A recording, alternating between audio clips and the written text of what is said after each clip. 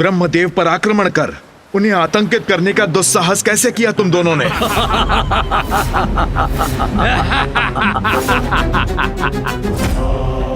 ओह, स्वयं तुम ही हो नारायण। तुम आ ही गए हमारे समक्ष। उचित किया। हमारा आदेश तो तुमसे युद्ध करना ही था।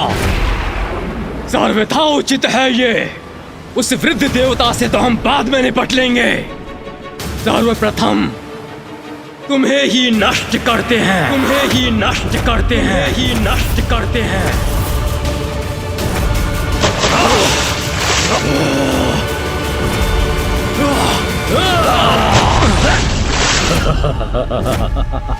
विष्णु, अब हम पर वार करने का दंड देंगे तुम्हें। अब तुम नहीं, मात्र तुम्हारे अवशेष शेष रहेंगे।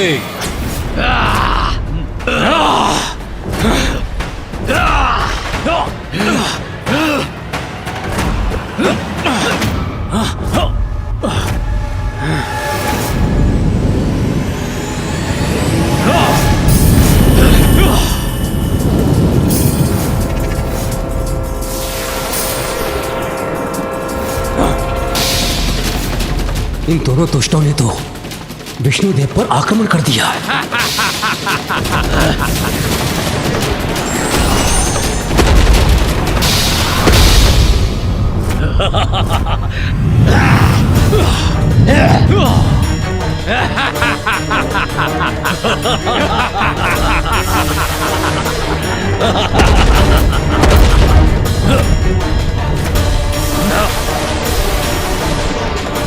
भ्राता कैटब, विष्णु ने तो हमारी ऊर्जा हम पर ही लौटा दी। हाँ भ्राता मधु, हट जाओ अपने मार्ग से, अपनी रक्षा करो।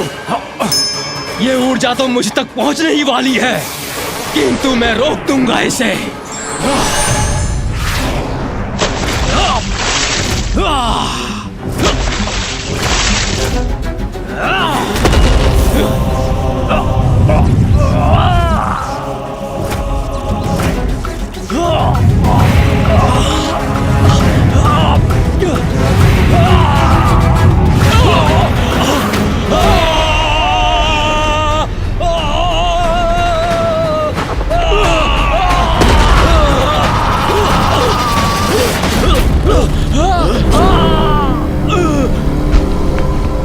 जो उचित था वही हुआ।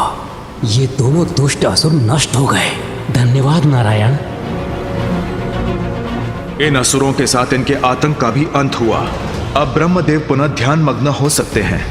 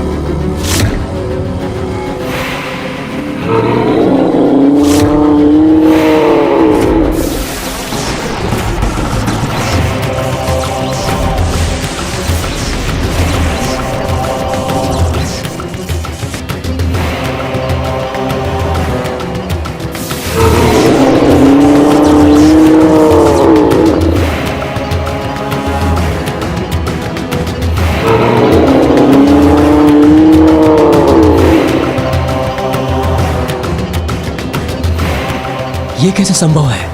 इन दोनों का तो वध कर दिया था नारायण ने। पुनर्जीवित हो गए ये, तो मैं पुनः इन्हें नष्ट करूंगा।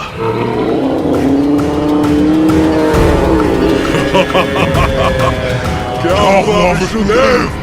हमें पुनर्जीवित देखकर शक्ति में आ गए। अब हम तुम्हारा अंत करेंगे। किंतु कैसा प्रहार करूं जिससे ये पुनः जीवित ना हो सके? करो गुरु, हमारे अंत के उपाय का विचार अवश्य करो।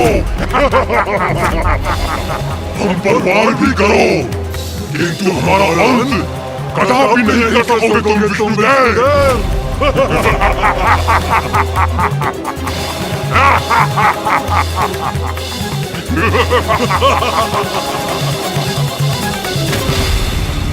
ये कैसे हुआ माँ? मामा जी के द्वारा मधु और कैटअप के वध करने पर भी वो पुनर्जीवित कैसे हो गए? गणेश जी ने पुनः मां काली से प्रश्न कर दिया, कहीं वो पुनः गणेश जी से क्रोधित हो गई तो?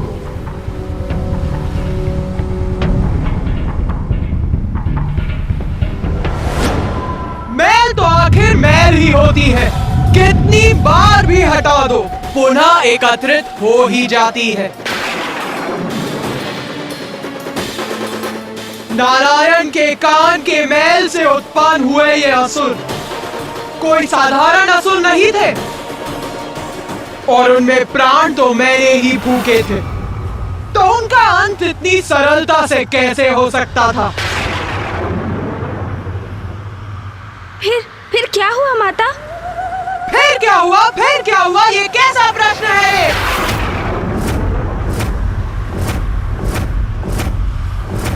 फिर वही हुआ जिसके लिए मैंने उन्हें उत्पन्न किया था, जिसके लिए मैंने उन्हें प्राण दिए थे। युद्ध, भयंकर युद्ध।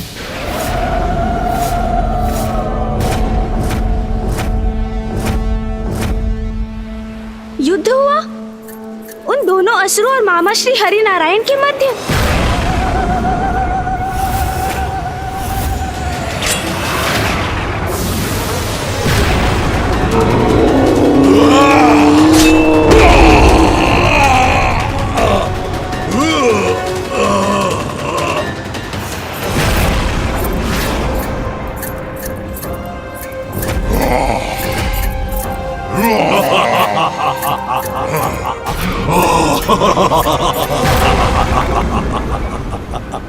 हे नारायण, देखो इधर, हम तो पुनः युद्ध करने आ गए।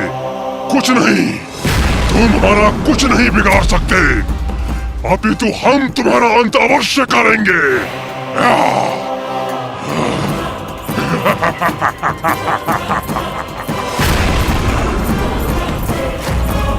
इन दोनों विकराल असुरों से नारायण कैसे पार पाएंगे? अगली प्रहार।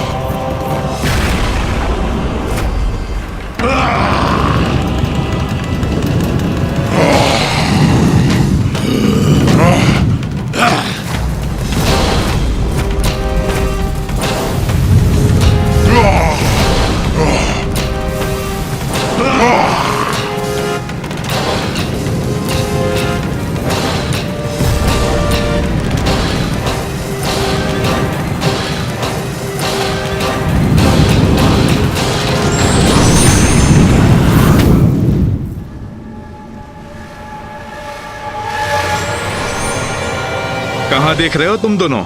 मैं वहां नहीं, मैं यहां हूं।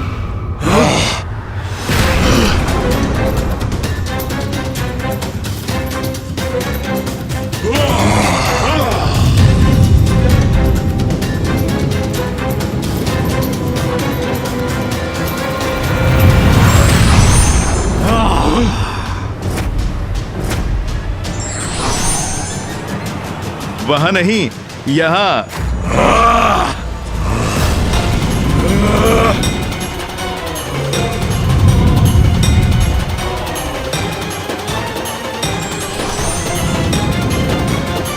तुम तो मुझे ढूंढ नहीं पाए, किंतु मेरे शस्त्र तुम्हें अब और समय नहीं देंगे। अब मैं अपने पाश से तुम दोनों का अंत करूंगा।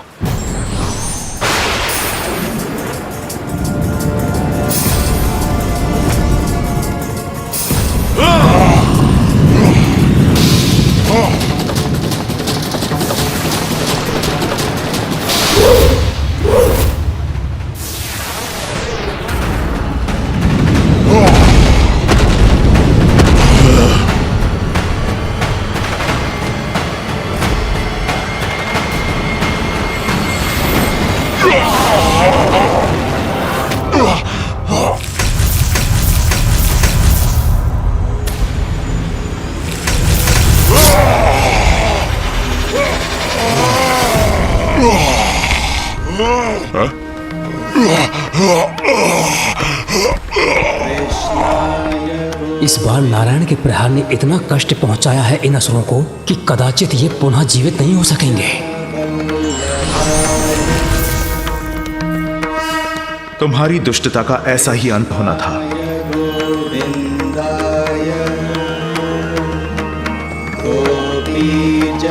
कदाचित इस बार सागर की गहराई में विलीन हो गए हैं ये दोनों। कृष्णाय गोविंदाय गोपीजनवल्लभाय। ये कैसी ध्वनि है?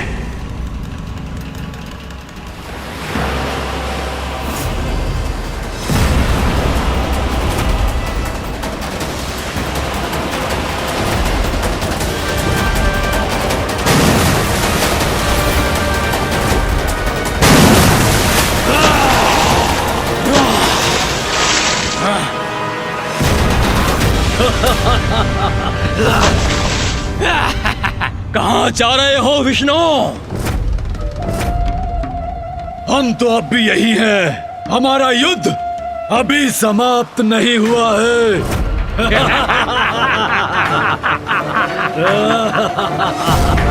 ये दोनों पुनः जीवित कैसे हो रहे हैं? क्या सोचा था तुमने? अंत हो गया हमारा। तुम हमें नष्ट नहीं कर सकोगे। किंतु अब हम करेंगे तुम्हारा अंत।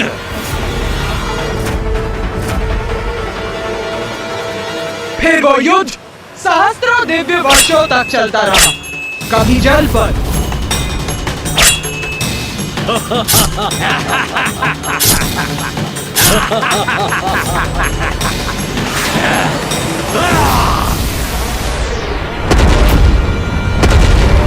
विष्णुदेव, लो अब संभालो हमारा प्रहार।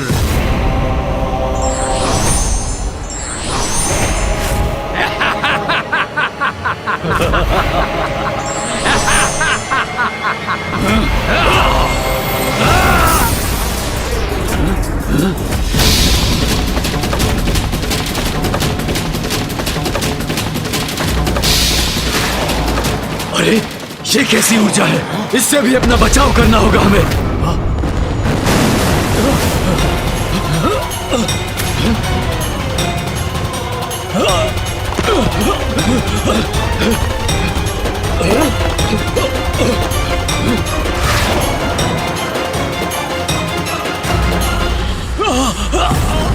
भ्राता कैटब, ये तो विचित्र कौतुक रचा है विष्णु ने। हाँ भ्राता मधु, जल को हिम में परिवर्तित कर दिया। इसका क्या कारण है? कारण अभी ज्ञात करना होगा। हाँ, विष्णु से ही पूछ लेते हैं। ये क्या किया तुमने विष्णुदेव? जल को ही हिम बना दिया। हिम से वध करोगे हमारा? हिम से जड़ कर दूंगा तुम दोनों को। हिम से जड़ कर देगा हमें भ्राता कैटब? हाँ भ्राता मधु, ये तो छल है इसका। इससे हमें अपनी रक्षा करनी ही होगी। अब ये क्या करने वाला है?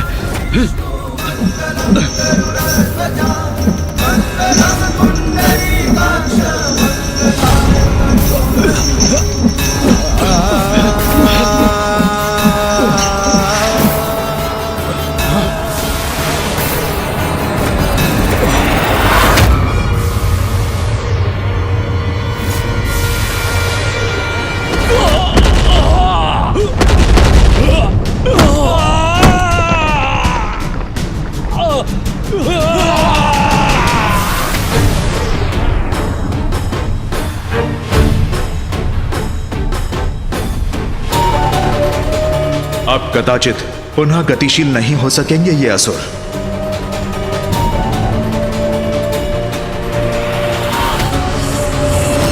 अंततः इन असुरों का अंत हो ही गया। और फिर कभी वो युद्ध स्थल पर पहुंच गया, जल के नीचे। किंतु युद्ध निरंतर चलता ही रहा।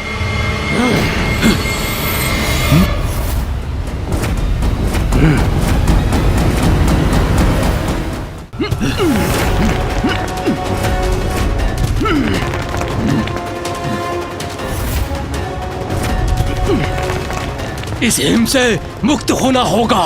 हाँ भ्राता मधु, फिर उस विष्णु के प्राण मुक्त करेंगे हम। अभी भी जीवन शेष है इनमें। इन दोनों के अंत का क्या उपाय है?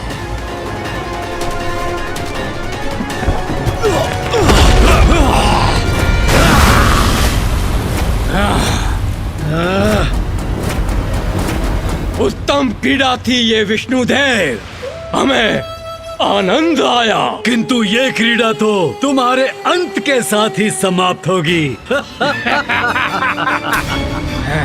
इस बार किसी भी प्रकार इनका अंत अवश्य करूंगा मैं।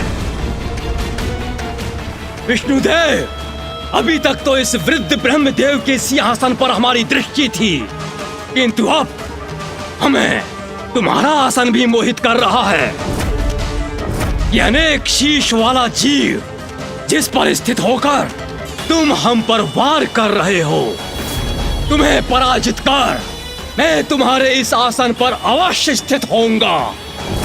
और मेरा भ्राता कैटभ इस वृद्ध ब्रह्मदेव के आसन पर। क्यों भ्राता कैटभ? हाँ भ्राता मधु, अब हमें ये शीघ्र करना चाहिए।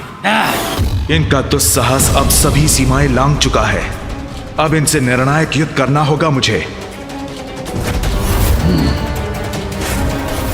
विष्णुदेव, अब शीघ्र तुम्हारे प्राण तुम्हारे शरीर से विलग करूंगा मैं।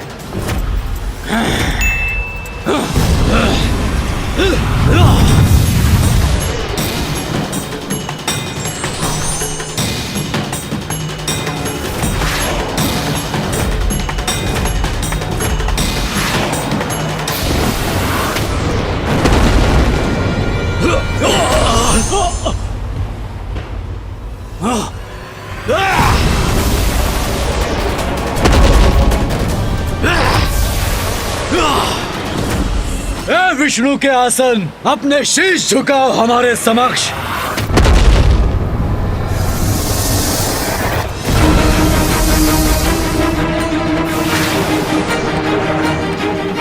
ये तो विष प्रहार कर रहा है हम पर।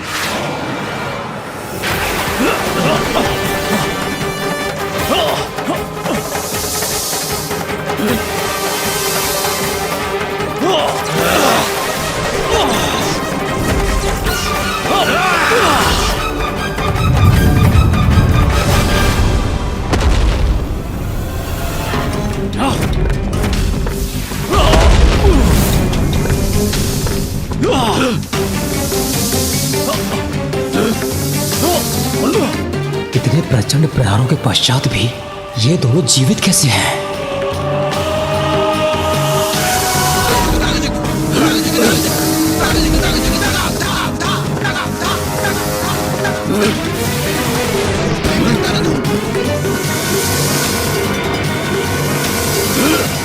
बस, बहुत हुआ दोस्त। अब तुम्हारे प्रहारों का भी अंत करना ही होगा।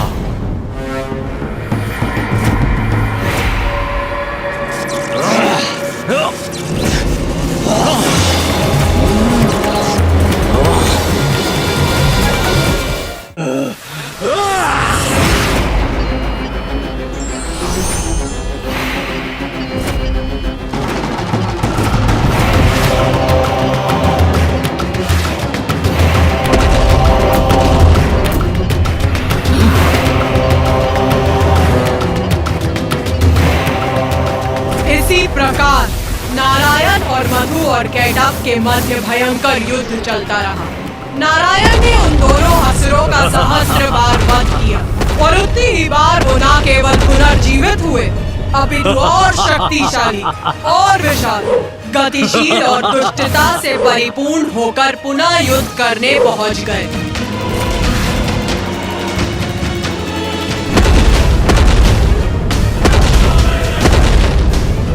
ये कैसे असुर हैं जिनका वध नारायण भी नहीं कर पा रहे हैं?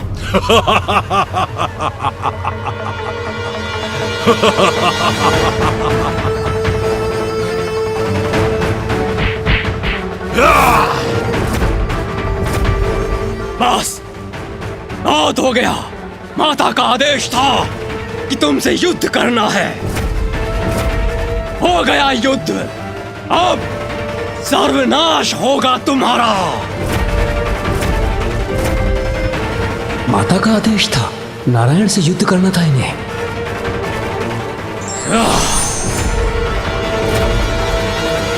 फिर क्या हुआ माता?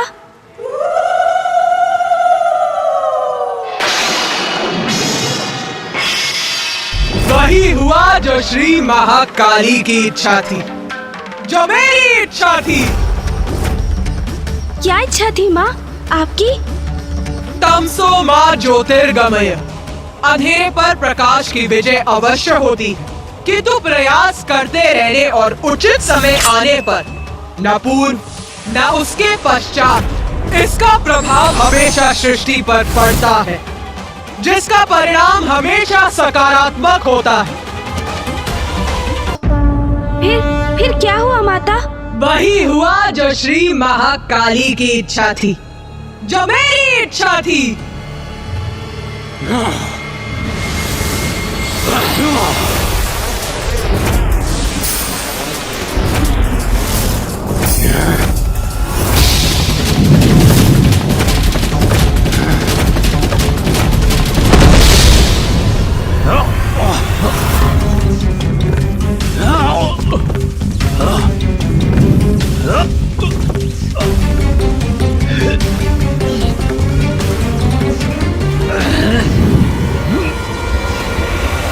युद्ध तो और भी भयंकर होता जा रहा है और नारायण क्लांत हो रहे हैं। मुझे समझ में नहीं आ रहा है कि इन असुरों का अंत क्यों नहीं हो रहा है। माता का आदेश था कि तुमसे युद्ध करना है। माता का आदेश? यही कहा था इन असुरों ने। माता के आदेश से ही ये नारायण से युद्ध कर रहे हैं, अर्थात माता की इच्छा से ही इनका वध भी होगा।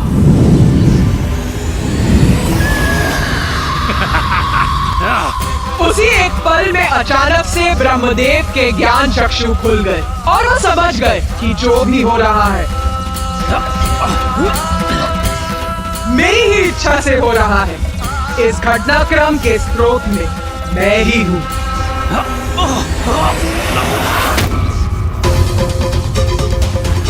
श्री महाकाली, हमको जन्म देने वाली देवी महाकाली, आप ही स्वधा, आप ही वशकार हो।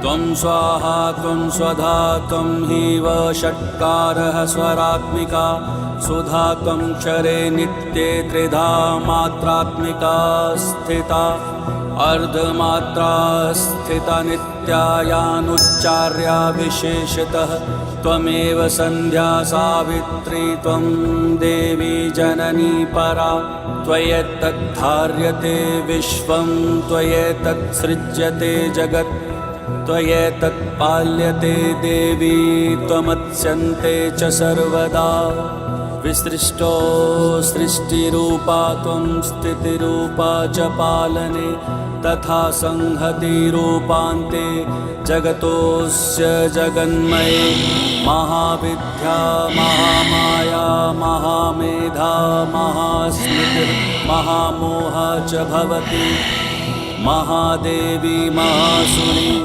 प्रकृतिस्त्वं च सर्वस्य गुणत्रयविभाविनी कालरात्रिर्महारात्रिर्मोहरात्रिश्च दारुणा त्वं श्रीस्त्वमीश्वरी त्वं ह्रीस्त्वं बुद्धिर्बोधलक्षणा लज्जा पुष्टिस्ततुष्टिस्त्वं शान्तिक्षान्तिरेव च खड्गिनी शूलिनी घोरा गदिनी चक्रिणी तथा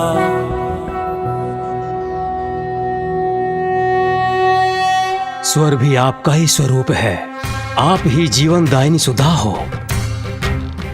नित्य अक्षर प्रणव में आकार, ऊकार और महकार और इन तीनों मात्राओं के साथ बिंदु रूप में अरेद मात्रा है, वो भी आप ही हैं। आप ही संध्या सावित्री तथा आप ही परम जननी हो। आप ही परम ब्रह्मांड को धारण करने वाली हो। और आपसे ही इस जगत की सृष्टि होती है। आपसे ही इसका पालन होता है और कल्प के अंत में आप ही सबको ग्रास बनाकर प्रलय लाती हैं।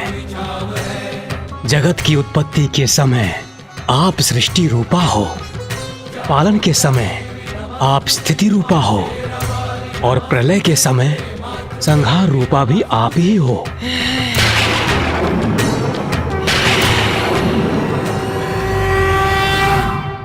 देवी, आप ही काल रात्रि, मोहरात्रि और महारात्रि हो। आप ही श्री ईश्वरी ह्रीं और बोध रूपा बुद्धि हो। लज्जा, पुष्टि, तुष्टि, क्षमा और शांति आप ही हो।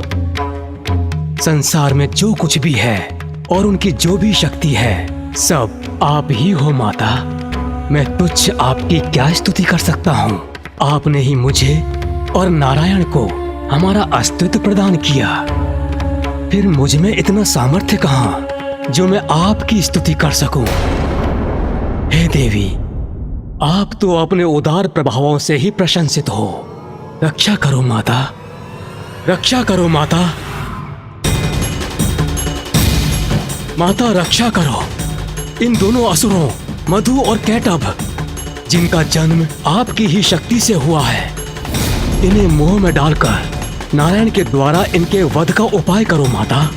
रक्षा करो माता, रक्षा करो माता। ब्रह्मदेव, मैं तुम्हारी स्तुति से प्रसन्न हुई।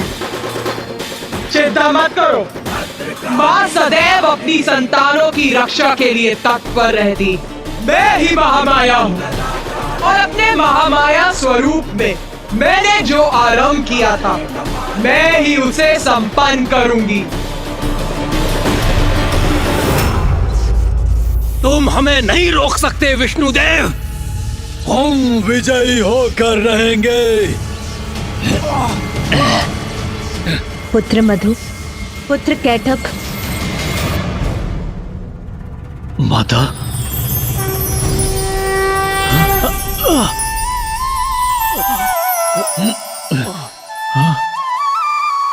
देवी महामाया? देवी महामाया ही इन असुरों का कोई उपाय करेंगी। देवी महामाया क्या इन असुरों को रोक सकेंगी? देवी महामाया की माया से अवश्य भ्रमित होंगे ये दोनों।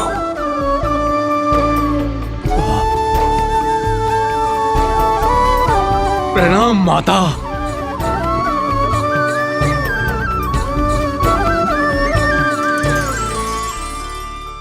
माता, आपकी आज्ञा का पालन कर रहे हैं हम।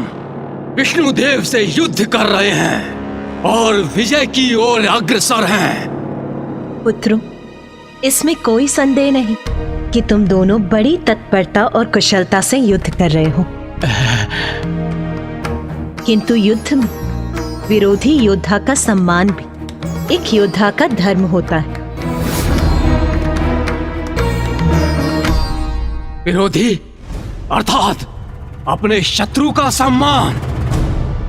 जो हमसे युद्ध कर रहा है हम उसका सम्मान करें, ये तो हमारी प्रवृत्ति नहीं। पुत्रों, इसमें कोई संदेह नहीं कि नारायण इतनी कुशलता से तुम्हारा सामना कर रहे हैं, इसीलिए उनके सम्मान स्वरूप और युद्ध के पूर्व उन्हें एक वरदान दो। इसी में तुम्हारी महानता है। वरदान माता? हम अपने शत्रु को वरदान दें? हाँ पुत्रों, तुम दोनों अपनी अपार शक्ति प्रमाणित कर चुके हो। नारायण ने अनेकों बार तुम्हारा वध किया, किंतु तुम पुनः जीवित हो गए।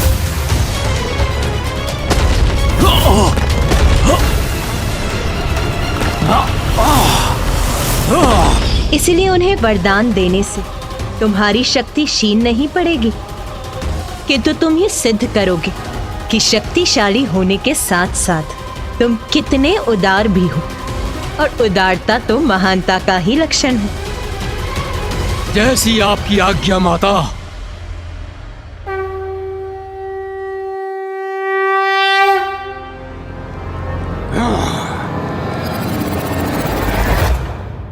तुम्हें तो अपनी पराजय बहुत समय पूर्व स्वीकार कर लेनी चाहिए थी विष्णुदेव, किंतु तुम अपनी हट के आगे अड़े रहे, लड़ते रहे हमसे, ये जानते हुए भी कि युद्ध में तुम्हारा विजयी होना असंभव है। किंतु हम तुम्हारी दृढ़ता की सराहना करते हैं, इसलिए तुम्हें युद्ध में पराजित करने के पूर्व तुम्हें एक वरदान अवश्य देंगे। मांगो, वरदान मांगो हमसे। मैं वरदान मांगू इन दुष्ट असुरों से?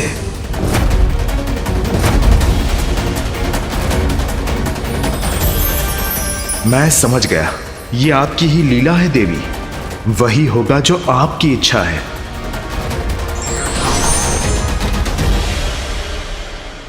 इतना क्या विचार कर रहे हो विष्णुदेव? शीघ्रता करो, वरदान मांगो हमसे। ठीक है, यदि तुम मुझे वरदान देना ही चाहते हो तो मुझे वरदान दो कि तुम दोनों का अंत मेरे ही हाथों हो।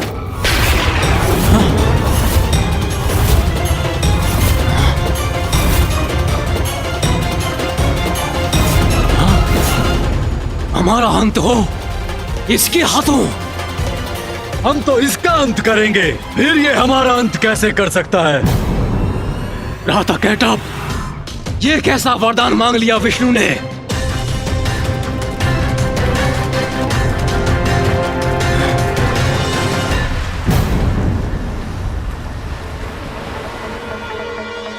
चतुर विष्णु, तुम सोच रहे होगे कि चतुराई से तुमने हमारी मृत्यु का उपाय ढूंढ लिया, किंतु ये केवल मात्र तुम्हारा एक भ्रम है। किंतु हम तुम्हें वरदान अवश्य देंगे कि हमारी मृत्यु तुम्हारे ही हाथों हो। राता मधु, ये क्या कह रहे हो तुम? ये क्या वरदान दे रहे हो तुम? बुद्धि भ्रष्ट तो नहीं हो गई तुम्हारी? हमारे अंत का वरदान मांग रहा है ये। शांत रहो भ्राता कैटअप, इसके बल को पराजित किया था हमने, इसके छल को भी पराजित करेंगे। वरदान अवश्य देंगे इसे, किंतु उसका कोई लाभ नहीं होगा। विष्णुदेव, वचन दिया है तुम्हें, इसीलिए वरदान भी अवश्य देना ही होगा, किंतु एक अवस्था में ही ऐसा हो सकेगा।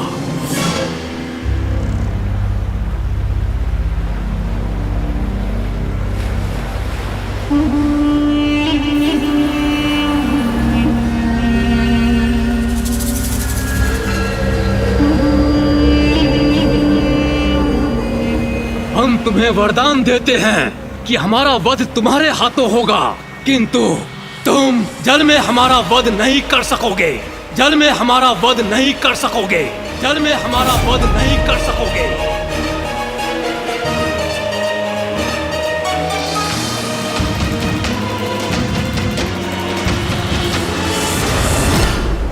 यहाँ तो सर्वत्र जल ही जल है, फिर इन दोनों का वध कहाँ करेंगे वो?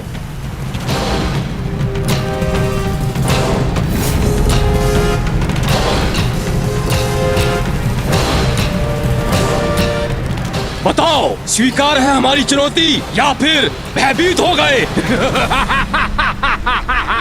स्वीकार है, स्वीकार है, स्वीकार है। तो प्रतीक्षा क्यों कर रहे हो? आगे बढ़ो, आओ, वध करो हमारा। किंतु यदि मामा जी उनका जल में अंत नहीं कर सकते थे, तो फिर ये कैसे संभव था? वहाँ तो जल ही जल का विस्तार था। मैं कुछ समझा नहीं माँ। आपने ही मधु और कैटअप को मामा जी को वरदान देने का सुझाव दिया और मामा जी को मधु कैटअप से ये वरदान मांगने के लिए प्रेरित किया कि वो उन दोनों असुरों का अंत कर सके। और फिर मधु ने वरदान भी दिया, किंतु ऐसी स्थिति के साथ जिससे मामा जी द्वारा उनका वध करना असंभव हो जाए। गणेश जी का प्रश्न तो सर्वथा उचित है। ऐसी अवस्था में नारायण ने उन असुरों का वध कैसे किया होगा? गणेश के इस प्रश्न का उत्तर देवी श्री महाकाली के द्वारा ही दिया जाना उचित है। उचित किया मैंने। मेरा रहस्य समझना चाहते हो ना? समझ गणेश, समझ। मेरी इच्छा के पीछे छिपे कारण को यही मेरी लीला है और यही मेरी माया। माता की लीला का रहस्य तो मुझे अभी भी ज्ञात नहीं हुआ। यही तो है देवी महाकाली की लीला, जिसका रहस्य समझना सरल नहीं। उनके संकेत से ही मुझे सफलता का उपाय प्राप्त हुआ। इतना स्तंभित क्यों खड़े हो नारायण? क्या हुआ? हमारी दान वीरता से स्तब्ध हो क्या? अरे तुमने वरदान मांगा और हमने दे दिया, तो आओ अब युद्ध करो। करूंगा, अवश्य करूंगा युद्ध तुमसे, और वध भी करूंगा तुम्हारा। आओ वध करो हमारा, किंतु वहीं जहां थल जल में डूबा ना हो। सर्वप्रथम ढूंढो वो स्थान और तब अंत करो हमारा।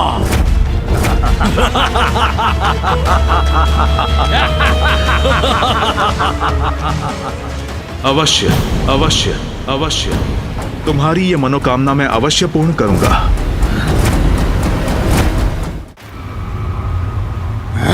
भ्राता कैटअप, इसके छल का तो उचित उत्तर दिया मैंने।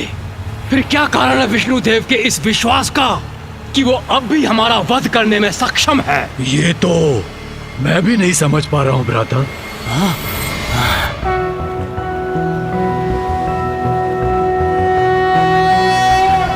शांताकारं भुजगशयनं पद्मनाभं सुरेशं विश्वाकारं गगनसदृशं मेघवर्णं शुभांगं लक्ष्मीकान्तं कमलनयनं योगिरध्यानगम्यं वन्दे विष्णुं भवभयहरं सर्वलोकैकनाथम्।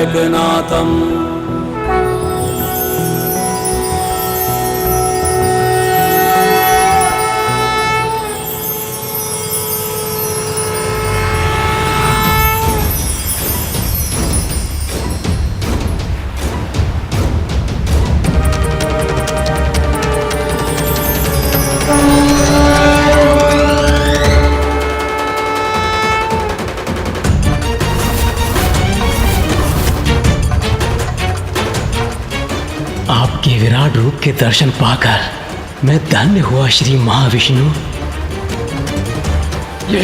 ये क्या हो रहा है? विष्णु ने अपना आकार इतना विशाल कैसे कर लिया?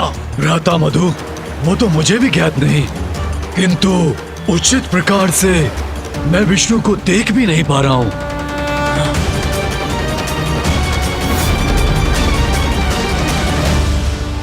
हमारा वध असंभव है, किंतु फिर भी मुझे भय का आभास क्यों हो रहा है? भ्राता मधु, भयभीत तो मैं भी हो रहा हूँ। कदाचित इसका कारण विष्णु का ये विकराल रूप है।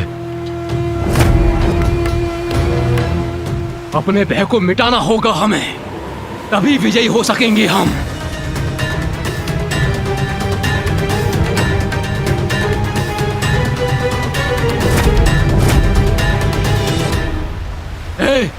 हे विष्णु, ये क्या कर रहे हो तुम? ये मत समझो कि तुम्हारे इस विशाल रूप को देखकर भयभीत हो जाएंगे हम। और तुम हमारा वध कर सकोगे? स्मरण रहे, स्वीकार किया था तुमने, जल में हमारा वध नहीं करोगे तुम, इसलिए तुम हमारा वध नहीं कर सकते। हाँ, क्योंकि यह तो सर्वत्र जल ही जल है, और यदि आप अपने विशाल आकार से हमें भयभीत करना चाहते हो तो मत भूलो, हम भी विशाल आकार ले सकते हैं।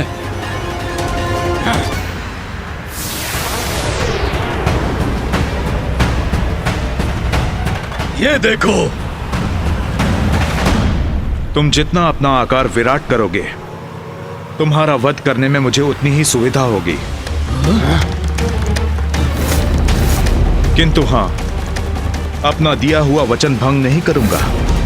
तुम्हारा वध करूंगा, किंतु जल में नहीं।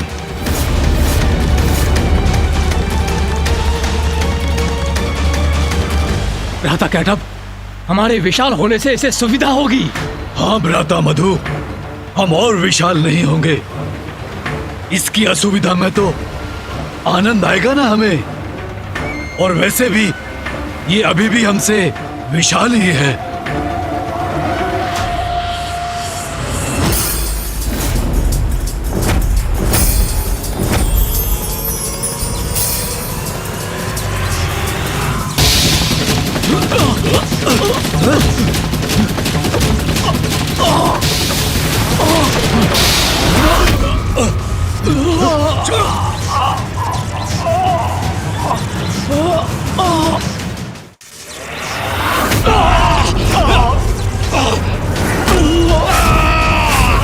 तुमने अपनी ओर क्यों खींच लिया हमें? दूर से युद्ध करो हमसे।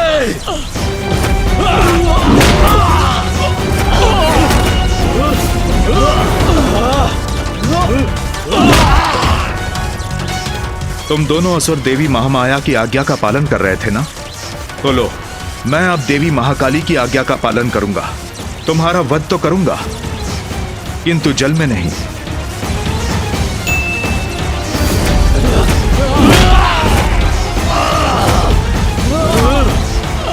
अरे ये क्या कर रहे हो? मुक्त करो मुझे। अब तुम दोनों का अंत होगा।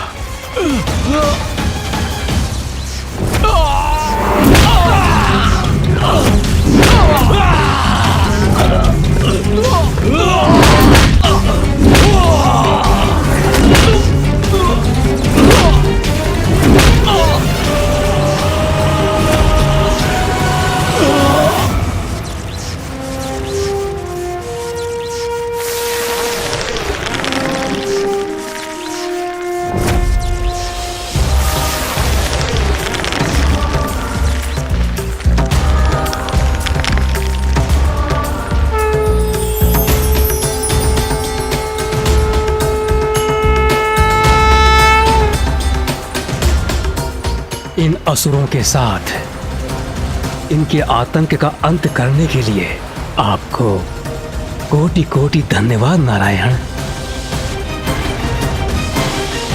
माता, आपने ही मधु और कैटअप को उत्पन्न किया। जब उनका अंत ही होना था तो आपने उन्हें जीवन दिया ही क्यों?